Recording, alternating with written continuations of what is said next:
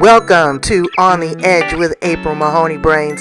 Here, this is the spot where the conversation is pointed, the guests are sharp, and the responses are never dull. Welcome home, Brains. There's only one requirement to hang out on the edge, is that you open your big brain and close your small mind. Did you bring your thinking caps? It's time to put them on, because the conversation starts now.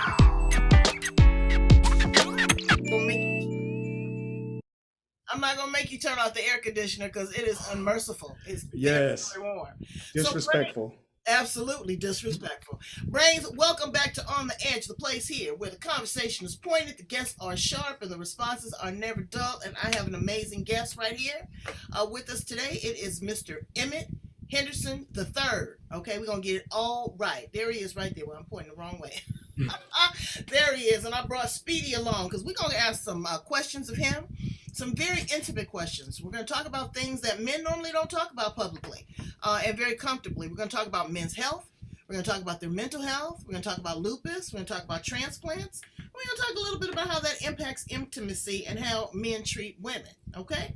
So, welcome aboard, and Brains, be nice. Welcome him to the edge. How you doing, Emmett? Hey, I'm doing good, so good, April. I really appreciate being on this platform. Thank you for having me. I want to get the message out. I want to get the word out to as many men as possible to check their health, but answer some questions that men don't talk about publicly, and also, share some intimate details with women. Because, we assume that because you got all those muscles and all that, that everything is just working and ticking like a time bomb, but it's actually exploding inside. So tell us a little bit about your story, Emmett. All right, so everybody, welcome. My name is Emmitt Henderson III. I do reside here in sunny San Diego, California. I am 52-year-old male, African American, Filipino, and just trying to enjoy life. A little bit about my story is that it goes back into 1980, where I had symptoms of high fevers and rashes, which led to the diagnosis of systemic lupus. Fast forward today, with all the years I've been through, 26 years, I advocate for it now, as well as men's mental health. And so, yes, men's health matters, everybody. And this is something that April has said we want to put out there to get some men out there to know that we are strong all the way around. We ain't got nothing to hide, and we don't need to hide anything. No, because ain't no shame in being vulnerable or being sick. Not at all. Not at all. It's going to happen to all of us. So let's start with systemic lupus. Mhm. Lupus is an autoimmune disease. And from my understanding, that is pretty much where your immune system is fighting against your internal organs. Is that correct? Absolutely. Your immune system develop antibodies, and those antibodies ends up attacking your own organs instead of attacking diseases or infections that your body has. It attacks your own organs. Wow. Now, is that something that is genetic? It just, springs up like a dandelion? What are some of the I'm not trying to make funny, but I'm trying to No. make it a little light. But seriously, what are some of the signs and the symptoms of that? Well, first of all, it definitely is genetics. And on a lot of people, it does pop up like dandelions to where all of a sudden you could live this nice, healthy life and now have all of these symptoms. And these symptoms will include major joint pains, fatigue. Fatigue is really hard. And then being sick almost all the time. And one of those things that's off and on to where you could feel, like I said, 100% one day, the next day you're just bedridden. And then the day after that, you're halfway decent. No explanation why. You go to the doctors, they can't even tell you why. It takes an average of 6 years to diagnose that you have systemic lupus. So you could see the frustration of people going through pains, being sick, and yet the doctors don't even have answers right away. No, because it morphs into so many different things, and that's why it is imperative. I don't care what's wrong with you. If your toenail is turning colors, document it. You have to be an advocate for yourself when you go into the physician. It's not an automatic. It is not a perfect science. Okay, my doctor told me she has 1,500 patients. And she gets 15 minutes with me. So how in the world is she going to be able to all of a sudden know the exact test to take, and people go in with sketchy information. Oh, I ain't feeling good. I'm tired, or my stomach hurts. That is not a way to really be an advocate for yourself. No, you're absolutely right. We just need to be proactive and note everything down, because if we don't know what's going on with us, the doctors are not going to know what's going on with us. We go in there demanding we get answers and positive about what we're going through, they will give you more attention and help you out. But again, you have to speak up for yourself, advocate for yourself, and don't take anything light. Like she says, simple symptoms, document it, because they can add up, and it just helps the doctors come up with a resolution and a conclusion. Okay, so when you got the diagnosis that you had lupus, I know you was like scratching your head. It's like, what in the hell is this? And how do I take care of it? And what pill do I take to make it go away? What happened after that? Well, the hardest part is first of all accepting that I have lupus. So for everybody out there, 10% of men get lupus from the population. The Wow. the main demographic for lupus is women, childbearing ages, at that young age, and African American women at that, and then Latino women. So men fall in that 10% category, but statistics say though we get it more severe. And I went through 26 years of some real severe things that I'm sure we can get into. When you're first diagnosed, which again, my symptoms go way, way back, but then I was, of course, given a cocktail of medication. At one point, I was up to 30 pills a day just to treat not just only the lupus, but the ailments that it brought to my organs, and then the side effects from medications. Medication on top of medication is basically what it was.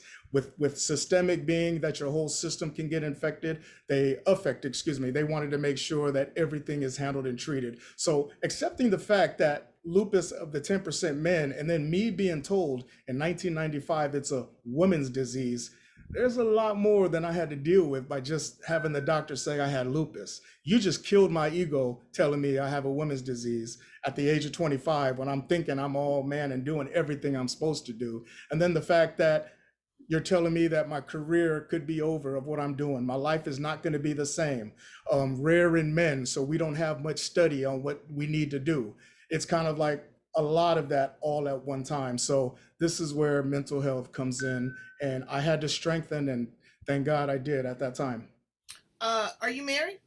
No, I'm not. Okay. You hear that, ladies? All right, now, do you have children? Yes, I do. I have two adult children that I am so proud of. My son and my daughter will be a year older this year at the ages of 33 and 30. Oh, wow. So, is this a genetic? Is there something genetically? Yes, lupus is more of genetic, which it runs through the family. Statistics also say it skips a generation. However, my daughter just had autoimmune symptoms, but diagnosed with fibromyalgia. So she's in that category of the diseases. Fibromyalgia is not an autoimmune disease, but coming from me, is more likely where she developed these type of antibodies in her body. Yeah, a friend of mine has fibromyalgia, and that's another tricky one. It You have is. to go through tons of testing and retesting, and yeah, I think she even had a spinal tap Oh to yeah, yeah to see exactly what was going on. Have you had a spinal tap? I had few of them. Few of them. You are my hero because they say that, and I cringe. I didn't even want that epidural for my delivery. I said, look, what other kind of cocktails can you put together? Because I was really scared of that. Well, the fluid that's in your spine tells them a lot. And for me, it was whatever you got to do. Yes, let's just do it. And I had to have it over a few different times. Lupus is not only its own autoimmune disease, but it also opens the door for many more. I also got diagnosed with Sjogren's, rheumatoid arthritis, vascular necrosis. There's so much more that just keeps adding on. And literally being from 100% healthy, prior to 1995, and then all of this just came in sporadic time as well. Okay, so you said also that you are a recipient of two transplants. Share that with us. Yeah, one of the biggest symptoms of having systemic lupus, especially in men, black men in particular, where lupus attacks the kidneys. And the time that I got diagnosed, I had went in because I had a lot of pain. Part of that pain was being diagnosed when already in stage 3 kidney failure. So my kidneys were failing before I even got diagnosed. But let me step back a little bit. That's just something with us men. we tend to have these little aches and pains, but life keeps going for us, and we tend to jump on that ride and keep going with it to where most of us dismiss what's going on with our bodies. I had dismissed so much pain back in the day because of how my life was going to where I didn't go. But then when I did go, I found out I was in stage 3 kidney failure already. So that was hard to accept. But I ended up having a kidney transplant because of that, which thank God my little brother was 100% match. And we made that process happen. So that gave me another life again. But my lupus was still active and pretty bad. It was affecting every part of my body. So a clinical trial came out for another transplant. And this one was called a bone marrow stem cell transplant.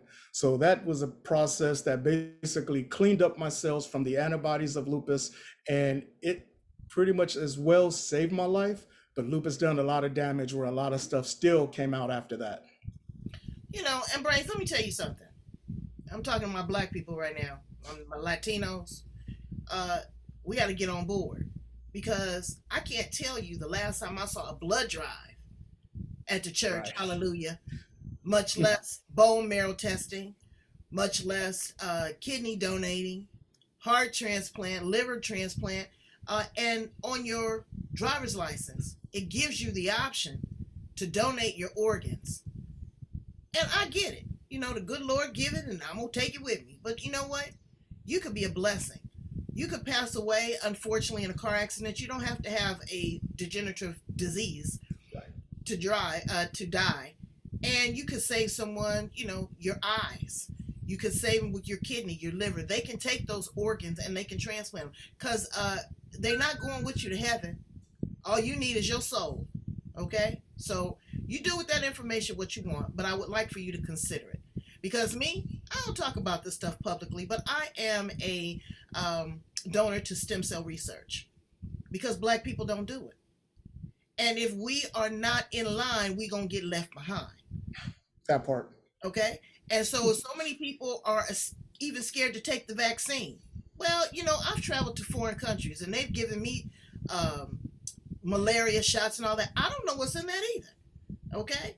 So you want to maybe err on the side of caution if you can, but always consult your doctor. There are alternatives out there. There's alternative medicines, healings.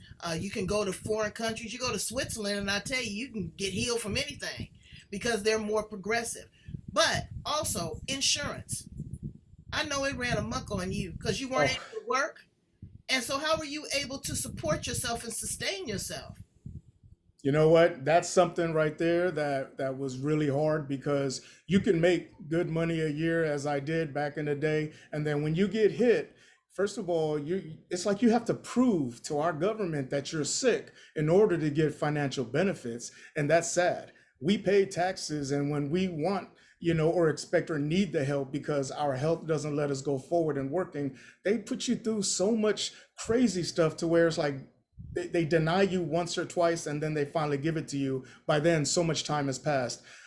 I was pretty much able to have a good savings, so I managed it. I was able to get on disability that, of course, we know doesn't pay nowhere near what we can make. So times were hard at times. They were hard. You can have income through the IRS of making so much here, then the next year so much here, but it's a life thing that you have to adjust. We need to live within our means.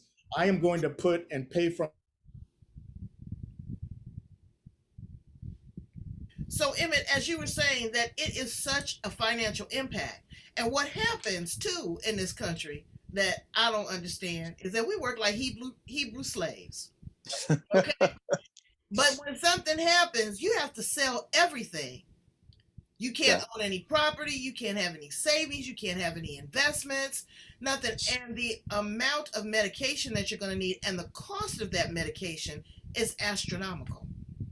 It is. It is. And if I could comment on that, one of the best things that I had learned is that there are programs and grants that can help anybody in almost any situation. It doesn't have to do with health, but you know what? If we don't look for it, if we don't be proactive and go out and search, what can we benefit off of? We will never know. Word of mouth is something that's there, but if you're not also listening, you're not going to know. I had found out that because of my sickness, I was eligible for certain grants. And it wasn't told for me by the doctor. One advocate had mentioned it, and then I did my research from there, and I was able to get transportation covered. I was able to get certain medical costs covered. I was also able to benefit from certain supplies. So it is something that, again, as us people, we need to be proactive with ourselves and go out there, because unfortunately, things are just not going to be handed to us. We got to go get it. Of course, you got to work it. You got to know the That's system. it. But there are a lot of people that don't know the system. They don't know the questions to ask, and they don't have support. Right. All right. So now we're gonna shift this. Let's talk about support, because I know that this really impacted your relationships. Okay. It did. It did. It Relationship did. with with your partner, with your family, with your kids, and you fighting this thing going around in your brain. You having a conversation with, okay, am I gonna die? I'm sick. Do I want to kill myself? All of these things are going on in your head. Tell me about some of the impactful things that happened to you emotionally. Well, emotionally, I think, like I said, the biggest part was accepting the fact that I had a women's disease, or what it was called at the time, because of the 10% of us men that get it. And then the time that I had a living girlfriend at the time, that before even finding out what my diagnosis was, she up and left me because of the fact that I was just sick. So, as a man being sick, she may have felt that I wasn't able to, do my things of being the provider, being the rock, because now I had an illness. So, Right. Handling your business, because you laying up there sick, and then folks got needs and right, right. vanity. If this a live-in girlfriend, it was all fine and dandy and cool while that was going on. But then, my man ain't looking the same way. We ain't able to go out. I got to make him certain things. He's emotional, up and down. I got to get him this medication. I'm too young for this. I'm out.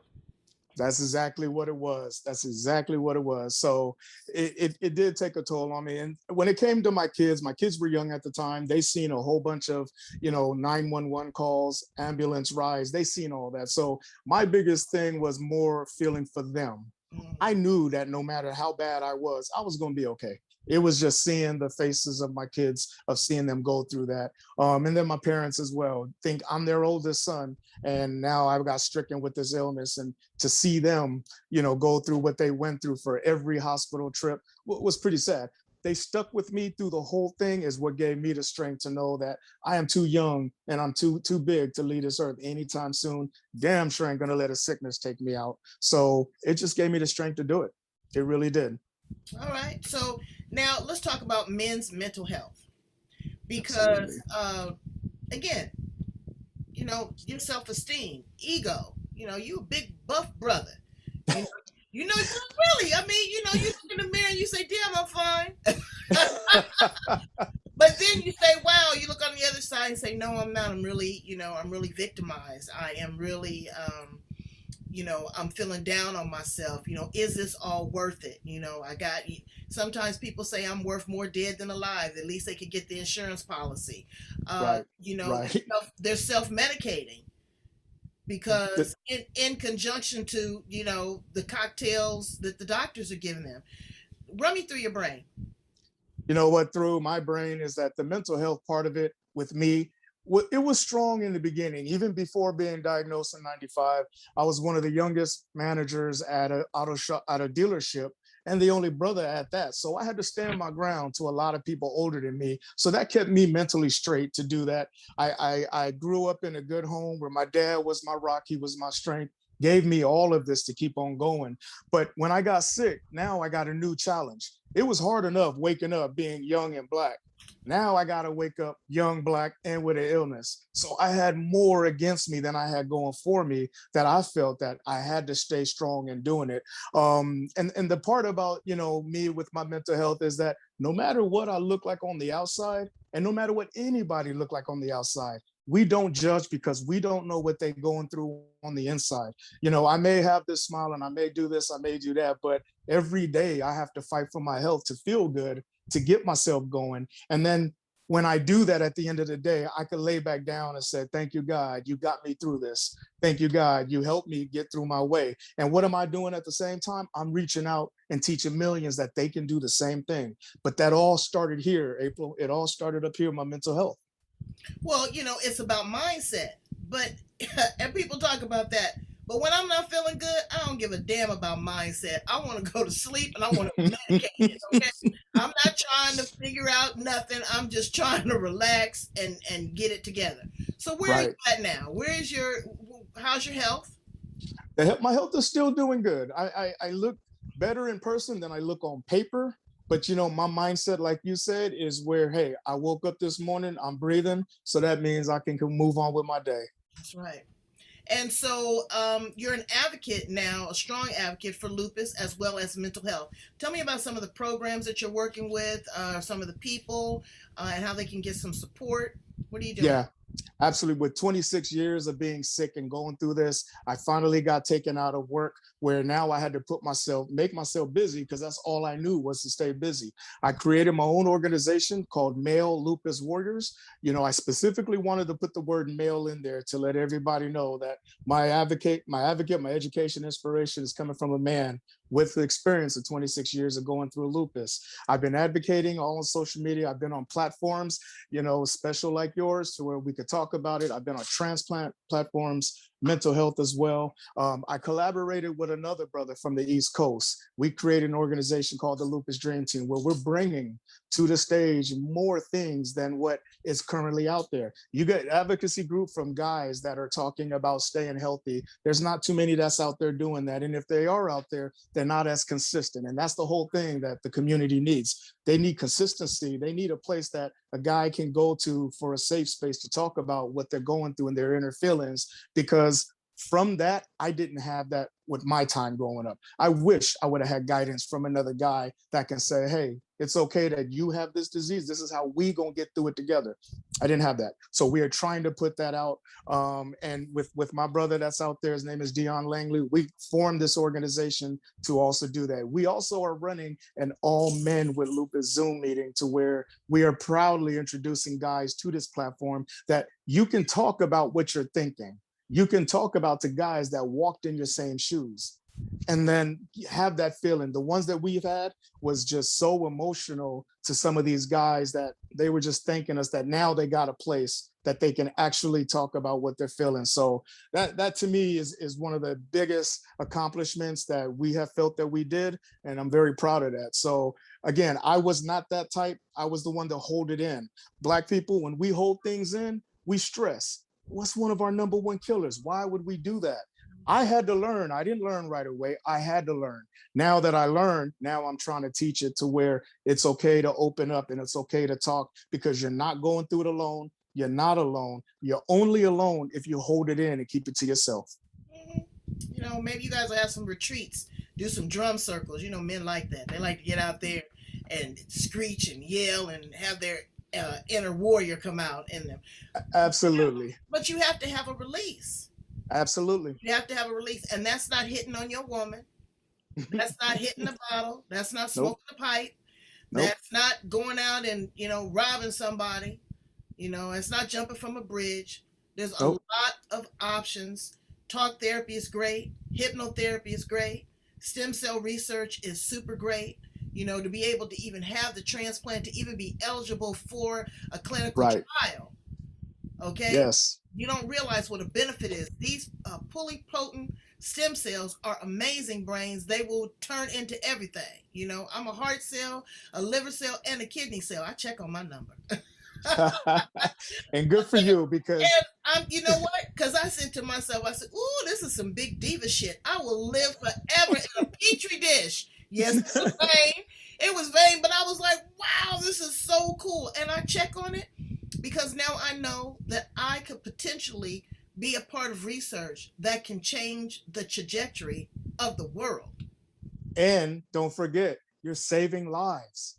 You're definitely saving lives. Our brothers next to us, our brothers in our family, if we don't go out and be donors or at least get involved, there's free seminars, free webinars. Just kind of take a peek at those and just listen.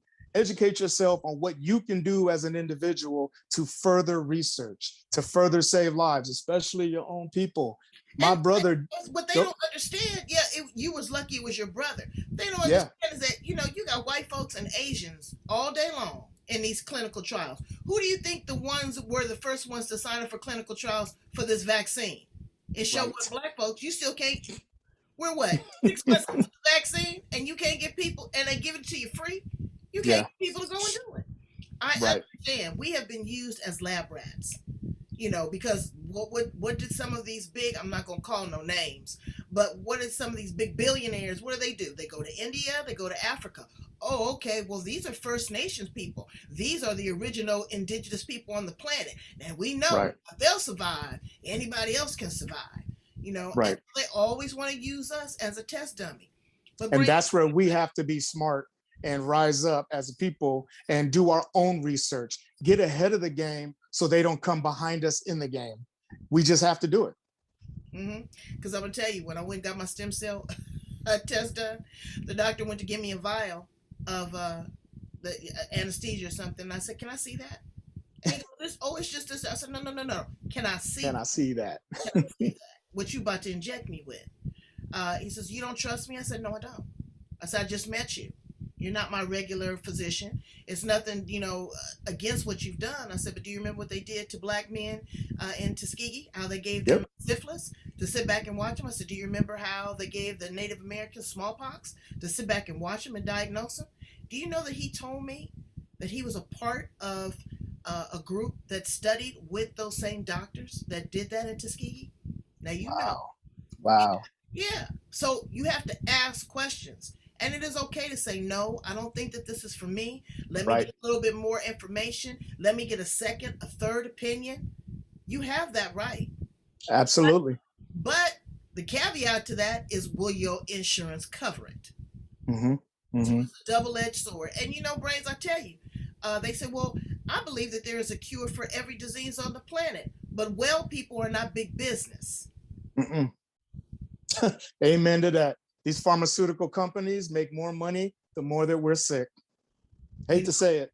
It is. And there's alternatives and there's options, different treatments. Now, I'm not a doctor. I'm not going to tell you to get off this and go do this, but do your research, take a look at it. I know I went to China.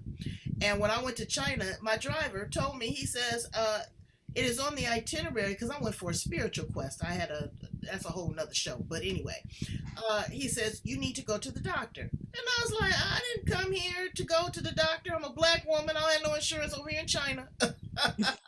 Third world country. You're not going to use me for some lab rat. Oh, no. He says, "This is a part of your spiritual journey." And when he said that, I got set aback. I get Wow. there. He checked my liver, my kidney, and my spleen, and looked at my tongue and looked in my eyes. Told me my past, my present, and my future. I couldn't. I couldn't believe it. I could not believe it. So it wasn't all this evasive stuff and let's do a biopsy here. Now, I'm not knocking westernized medicine because that's what we do over here, but it is more Right. about prevention and being Absolutely. proactive. Because if you can't take a pill and cut it out after it's already happened, and then maintaining that. Diet Absolutely. key. That's where I'm at right now, Emmett. I'm changing Yeah. diet because we like to eat a certain kind of thing, especially Filipinos and black folks. You got the lumpia, you got the fried everything, you got the pork everything. It be good, but it's not good for you, and so you have to take that into consideration too. What do you do with regards to your diet and exercise? What are some of your routines? I because I'm a foodie and with so much that lupus has taken away from me, I'm trying to get back some of the better things in life. And that means that if I'm going to enjoy myself to have a steak every once in a while, I'm going to have that steak. It's just that now everything is in moderation. Now, some of the stuff like sugar, like flour, like breads, and high salt, sodium, I cut a lot of that out on a daily because, yes, my body, as we get older, we need to get stronger to fight, not just natural illnesses and stuff like that, but whatever illness your body brings you, and to have a strong body and mindset is how you're going to do it. I do try to work out physically with weights. I've had a shoulder replacement. I've had a knee replacement. So, and then my other shoulder, my other knee, and my hips are starting to go bad. So those are things that I just got to be very mindful of making sure I do exercise. And just because of those ailments doesn't mean that I give it up. No, I'm gonna find ways to do it. But that's the part of being proactive with yourself. of finding ways to better yourself despite any opposition or any ailment that you got. That's what anything that you do, Brains. You got to be That's on it. top of the game, and you have to be That's it. your own advocate, and you have to go out and they know that there is support. So I thank you, Emmitt, for sharing, some really deep, intimate stuff with us about, mental and emotional and physical, because it's a lot. Please tell my brains how to get in contact with you, and how, if they need support or, directions to resources, how can they get in contact with you? Absolutely. Getting in contact with me direct, you can email me at maillupuswarriors@gmail.com. You guys can find me on all the social media platforms on Facebook, Instagram, and Twitter at Emmitt Henderson III and Male Lupus Warriors. You guys can find me there. Get in touch with me direct. Let's talk about what you're going through. Let's talk about what you want to know. I'm open book. I will talk to you. We can chop it up. Let's have some fun. Let's get to know each other. And I'm going to make a special call to action. I want you to make a donation, Brains. Now, y'all know I got big money people that be watching on the edge. The money is not in vain. Rather, it goes to pay the cell phone bill, the internet bill, to get some literature out, to pay for transportation, to speak for a speaking engagement. It doesn't matter. You give with a willing heart. If you're not going to give your kidney, your lungs, or your blood, you can give some money. Okay? And so he needs that. And there's no disrespect in that. Money is energy. And that's what we're trying to do. We're trying to raise the frequency. So I'm calling on you here on the edge. Yeah, I'm calling all of us out, because if it wasn't for people like Emmitt or people like me that do clinical trials, there wouldn't be any advancement in science. There wouldn't have been a vaccine. We would all be on ventilators right now. That's right. Again, it is very progressive. And people of color, don't be afraid. Okay? You got to feel the fear and do it anyway. Fear is what holds us captive. That's what they just kind of, putting that knee on your neck. This is just another form of the knee on the neck. So I thank you, Emmitt, again for being on the edge with me. Come on back, brother. And again, like I said, I'm gonna put it out there 3-4 times, because there's absolutely nothing wrong with supporting you and encouraging you and lifting you up. Thank you so much, April. Thank you so much. All right, Brains. Thank you. What you do, baby? I need you to subscribe. I need you to like. I need you to share. Share this with other men.